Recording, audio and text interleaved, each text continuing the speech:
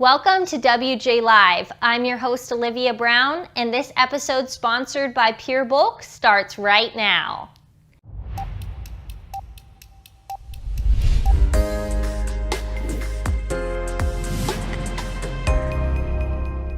Coming up, we will be having a special interview with Congressman Byron Donalds from Florida. Stay tuned and make sure that you keep watching.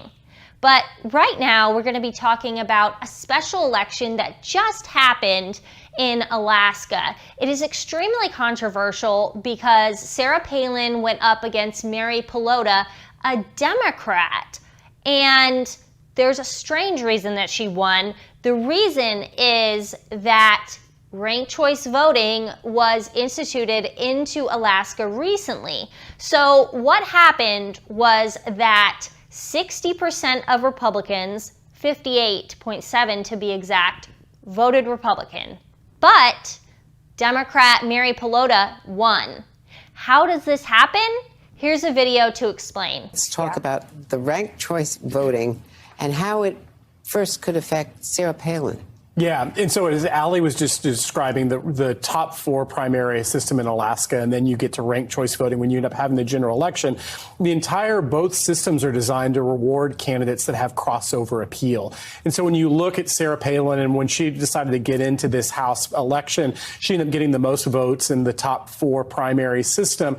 But her challenge then ends up becoming, when you get into ranked voting, are you going to be somebody's second choice or third choice? That's extremely confusing for voters, and it disenfranchises voters and what they're going to say. Senator Tom Cotton had some great comments on it. He said, ranked choice voting is a scam to rig elections. 60% of Alaska voters voted Republican, but thanks to a convoluted process and ballot exhaustion, which disenfranchises voters, a Democrat won.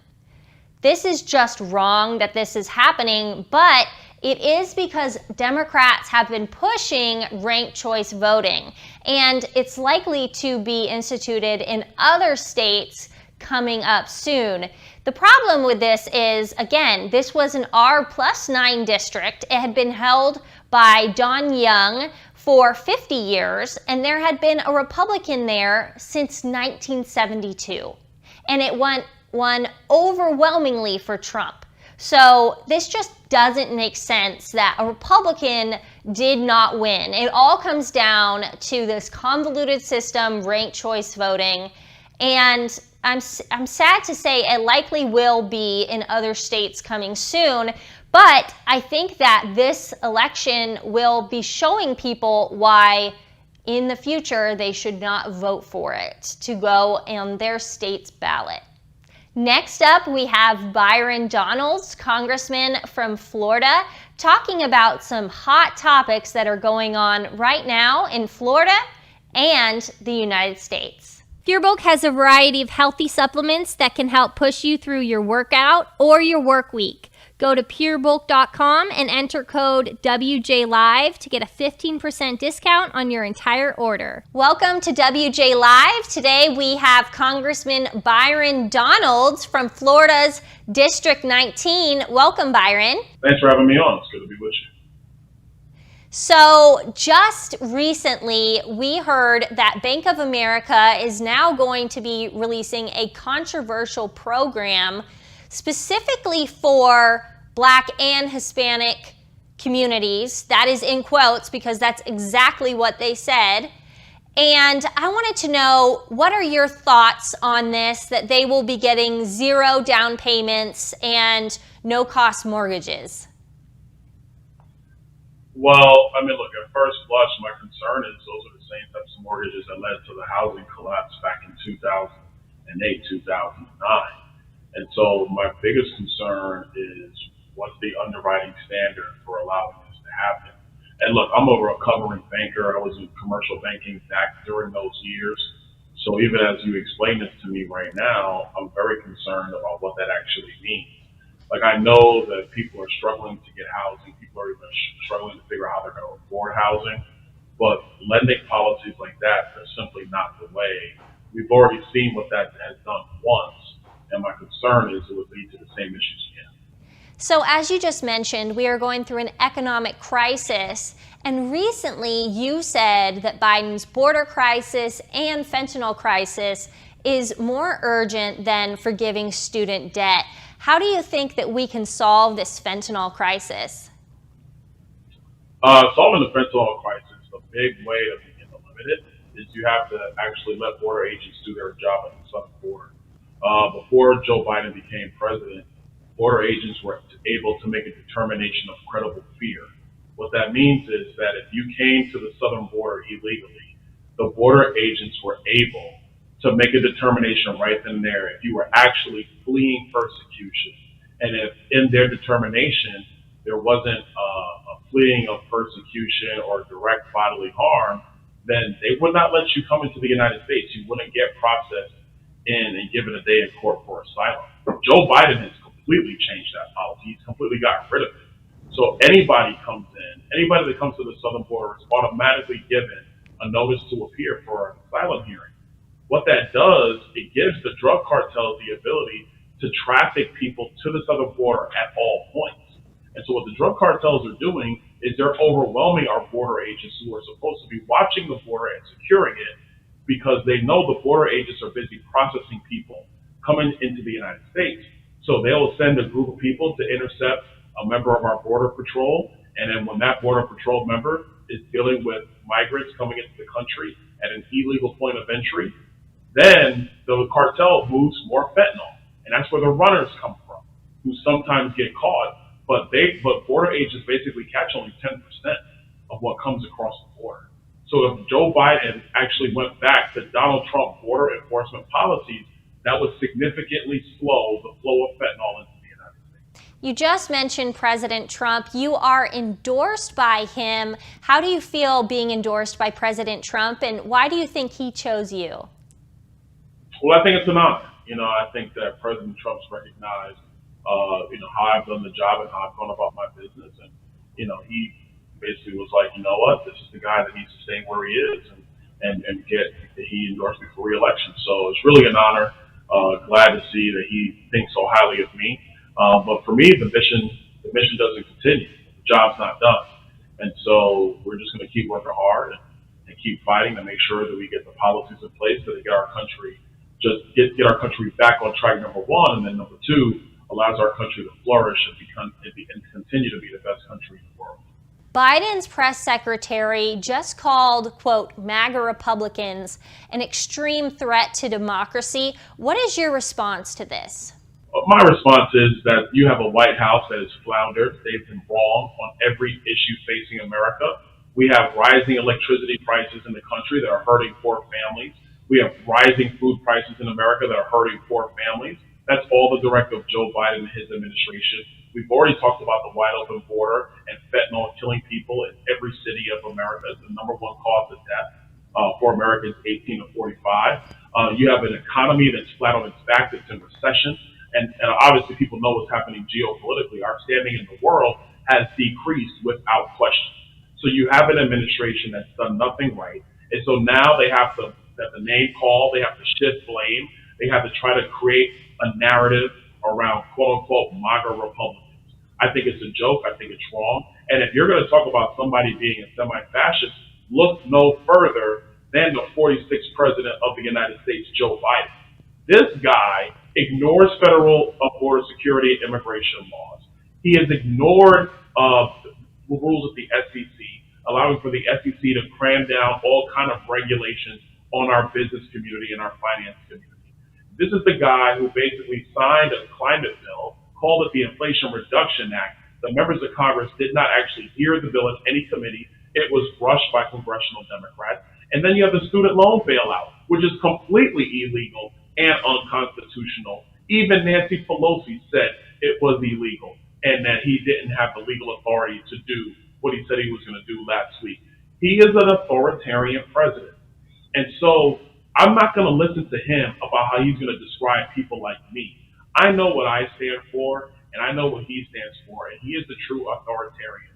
This is just the White House trying to shift blame and to create a narrative because they have failed the American people. Biden just mentioned using a tactical fighter jet, F-15, in a speech recently. Do you think that he is declaring war on the 74 million Americans that voted for Trump?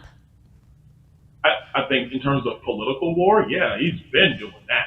But I think in terms of his rhetoric, I think his rhetoric is outrageous.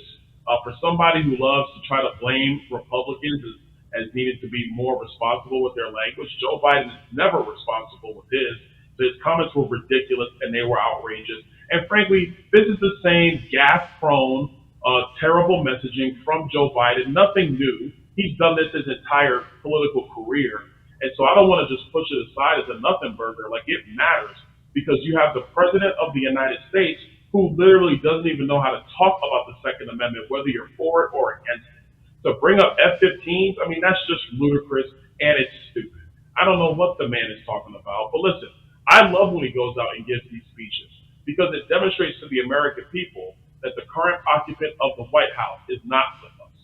There was a poll by YouGov that just came out showing that a majority of Americans do believe that there has been the most political violence in history right now, and they overwhelmingly think that there is a divide in America. Why do you think that is, and how have the Democrats' rhetoric played into that? Well, I think the divides in America are very real.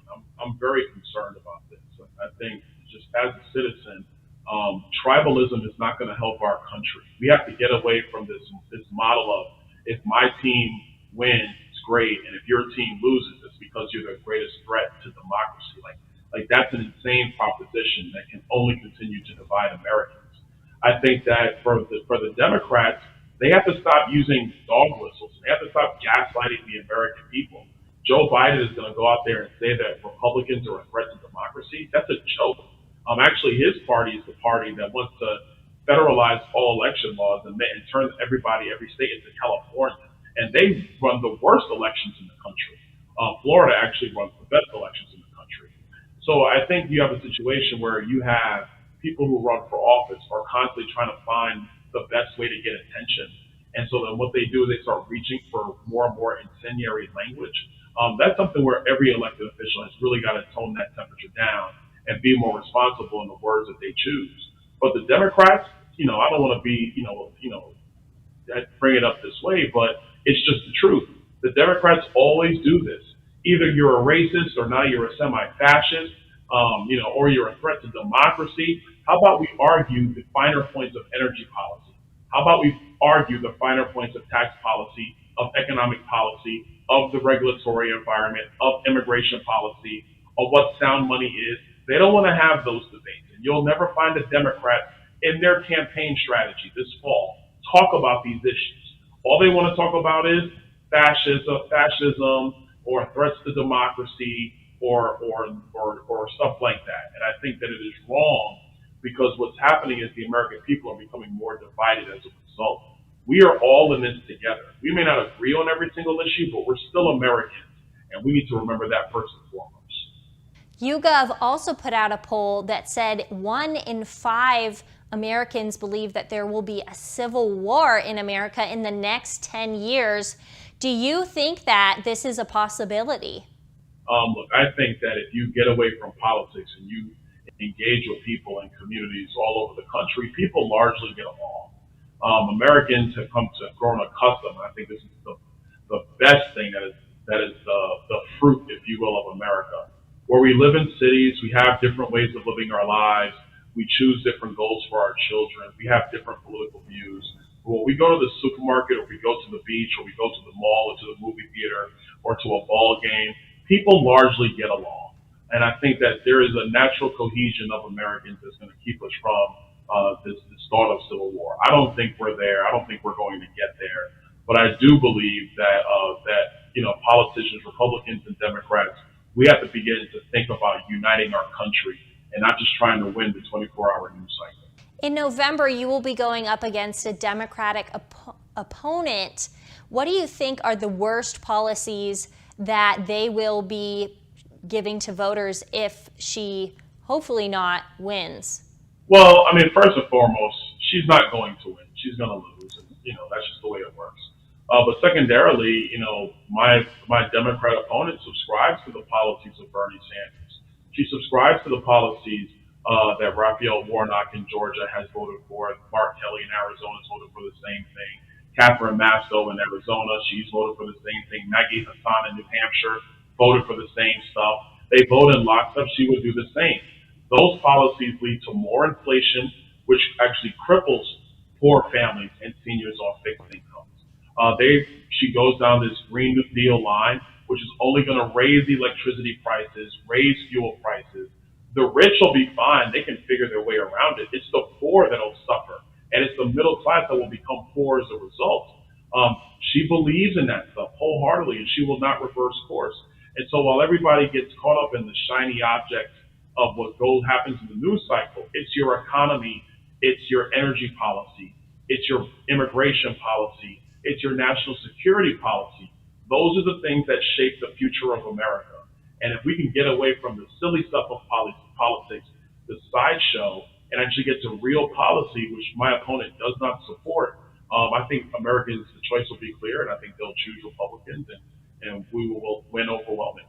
There was recently a poll that came out from Alliance for Youth, and it showed that 56% of young black voters will be voting Democrat, and the rest 30% will be voting Republican. How can we continue to win the hearts and minds of young black voters?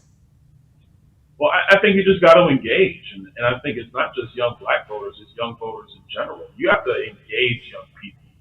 I think the days of just saying, oh, we'll just focus on senior citizens and people who are, later on with kids. I'm not saying you ignore those voting groups, but young voters vote, they're going to be voting more. I think we have to explain to them the beauty of free market capitalism, of a limited federal government, and what that means for real opportunities in the United States. I think what you're seeing with younger black voters voting Republican is they've grown up in an America where they are free to choose and to be who they want to be.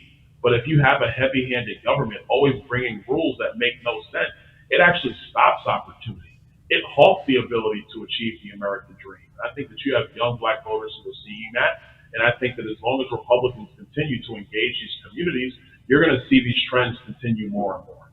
Thank you so much for joining us, and I hope that you can come back again either before or after the general election. Sure, anytime. Thank you for joining WJ Live. This has been an episode sponsored by Pure Bulk. Make sure that you go to purebulk.com and use our code WJ Live to get 15% off.